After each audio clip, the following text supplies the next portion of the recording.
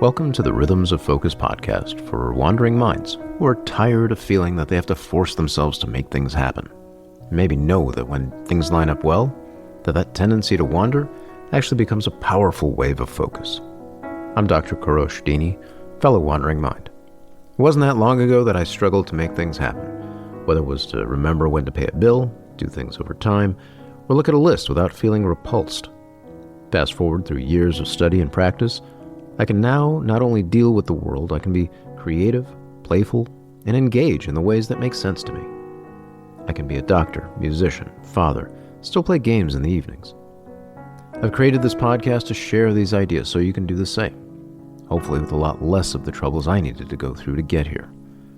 Whether you have ADHD, deal with anxiety, or just suffer from a powerfully creative spirit, I invite you to join me in this weekly podcast to start finding your own way to a calmer, more intuitive space.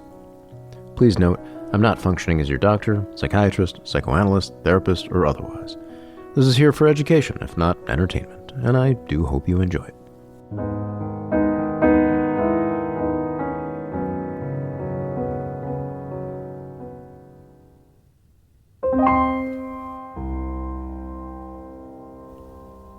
Welcome to another episode of the Rhythms of Focus. I thought today I would sit down at the keys and just kind of have a practice session, kind of describe what goes on. I think something that's not often talked about is the sense of passion and mastery when it comes to wandering minds, ADHD, and the like. There's the so-called interest-based mind, which I still have troubles with that idea of using that phrase because brains all flow with emotion, and there are many emotions. And interest is an important one, certainly. But even there, Dr. William Dodson, psychiatrist, points out what one client abbreviated to the chin-up emotions: challenge, interest, novelty, urgency, and then passion. And I'll leave aside for a moment that there are many other emotions as well that can be very driving, even for ADHD and wandering minds, and perhaps even especially so. But for the moment, I just wanted to get into this idea of passion, which I, to some degree, maybe if entirely, equate with mastery. Because mastery is a path. Something we do over time. It's not a line that we cross so much, although I think that idea can be put in there too. So the idea of mastery, it's in many ways simple. It's that we be with a thing every day. If we can do that, here I have this practice I picked up from my piano teacher years past who said, touch the keys every day, which has since translated into this idea of a visit every day, being with something every day. And you do that, there's a good chance you're on the path of mastery.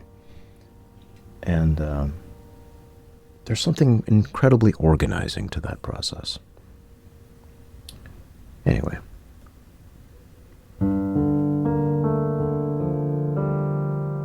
I'll just play a piece here. I like minor keys.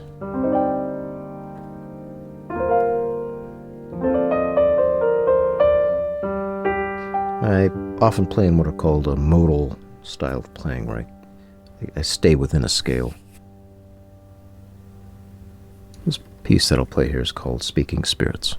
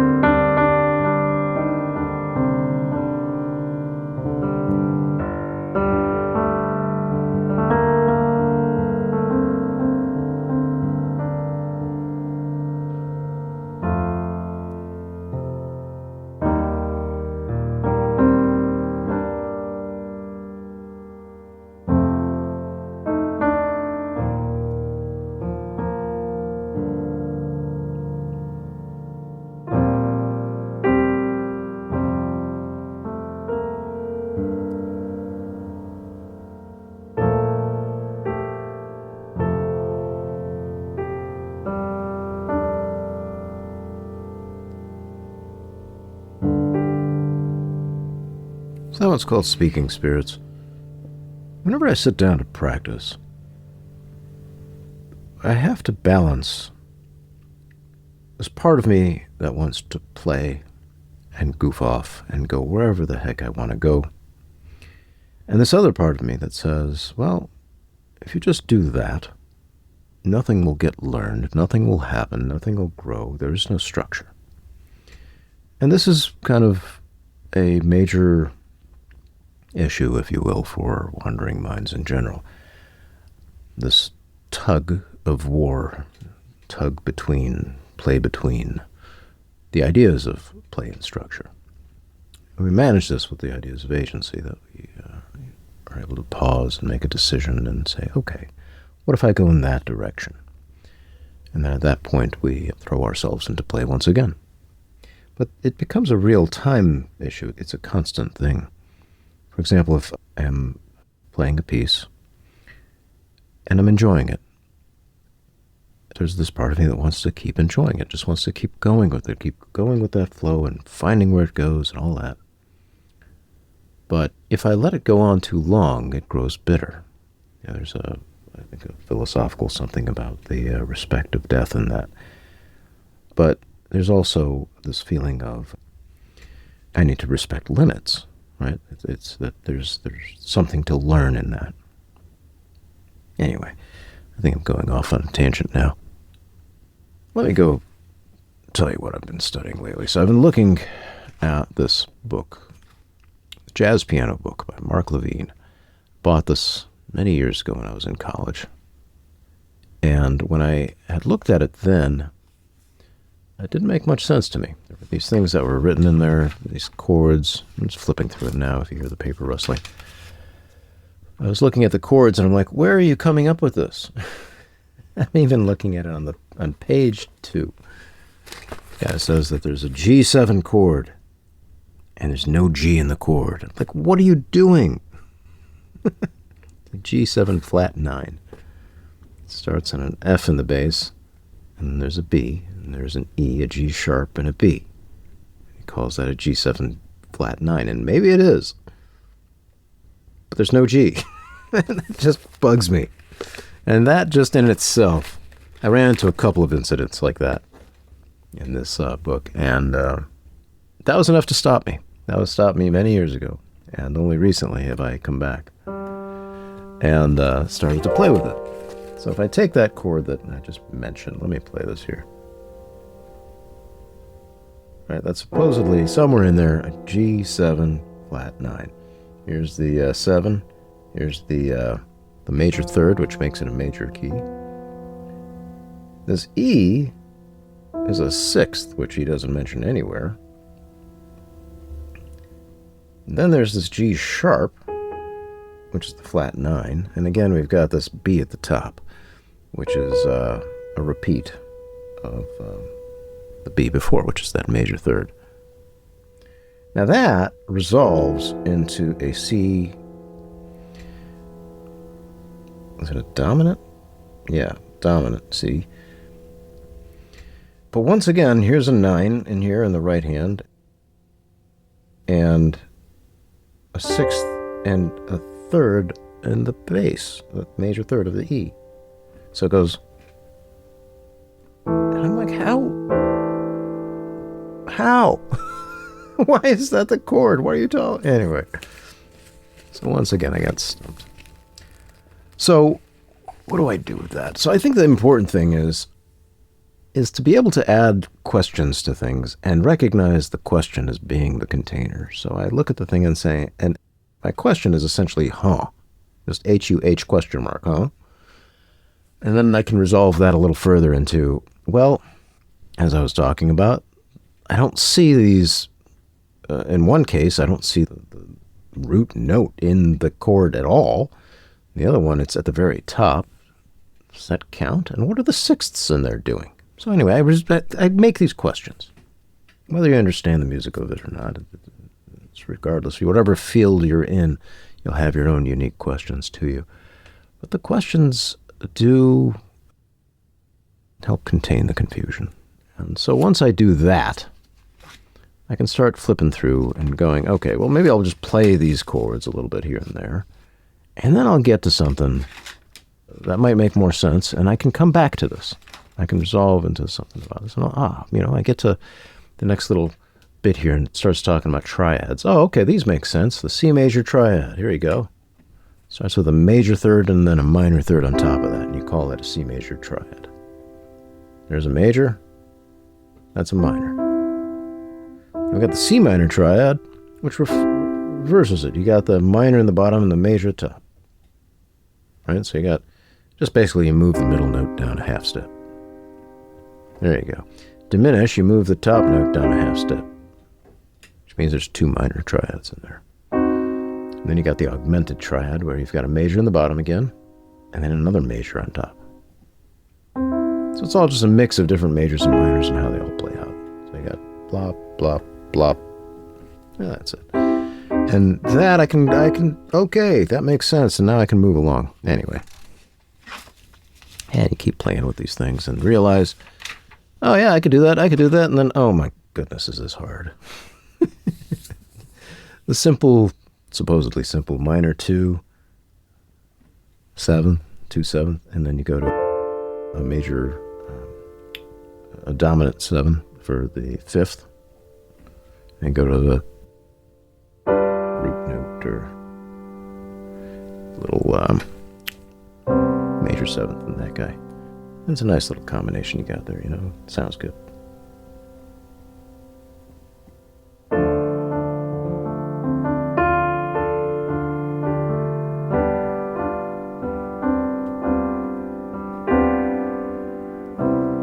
And then you just goof off. So it's like, okay, there's a part of me that just wants to start playing. And I start playing.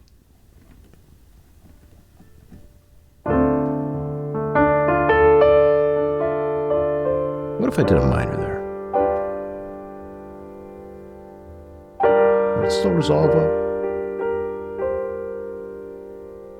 Yeah. And what if I throw in other things?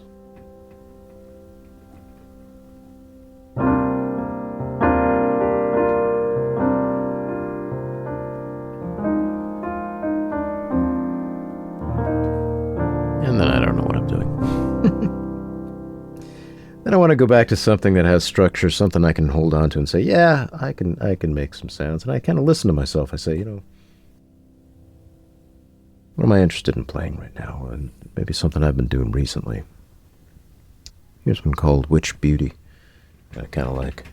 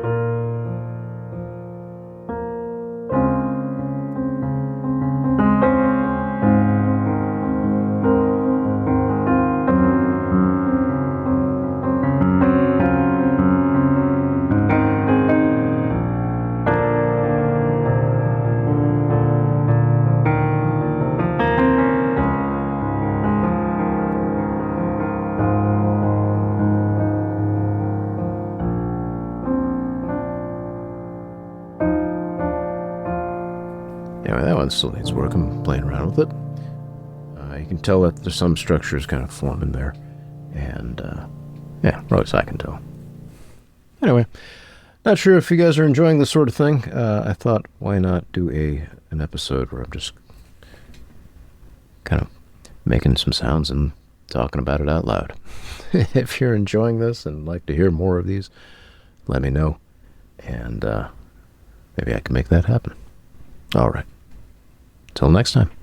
Before wrapping up here, I'd like to invite you to join my newsletter called The Weekly Wind Down, where I share more ideas about wandering minds and developing rhythms of focus. Head on over to rhythmsoffocus.com to sign up. It's free, and it's a great way to continue exploring these ideas between episodes.